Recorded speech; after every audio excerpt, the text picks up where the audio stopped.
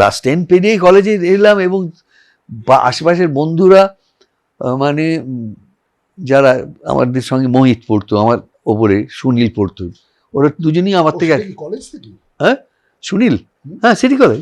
ওরা যখন second year, আমি তখন ফার্স্ট ইয়ার। আর নারায়ণবাবুর কাছে আমি 6 বছর পড়েছি। 4th ইয়ার অবধি, আমরা গ্র্যাজুয়েশন অবধি নারায়ণবাবুকে পেয়েছি।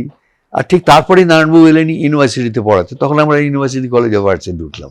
স্টোরটা অনেক বড় ছিল, তা নইলে উনি এত ডাইগ্রেস মাঝে মাঝে করতেন যে সেটা অন্য অধ্যাপকরা হলে সামলাতে পারতো না। ওর নিজের পড়ানোর মুখের ভাষা, সেইটি এত কাব্যিক বললে এটি ছোট করা হয়, এত কবিতার মতন ছিল। প্রথম দিন প্রথম লাইন আমি আজও ভুলিনি।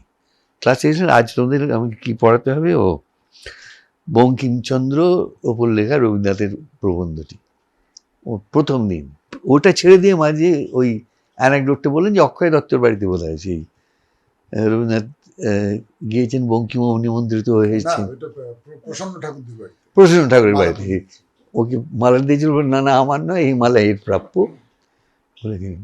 তারপর একটা কমেন্ট করলেন এইভাবে, ওটা তো প্রভাত সঙ্গীতের জন্য বোধ হয়, সন্ধ্যা সঙ্গীতের জন্য।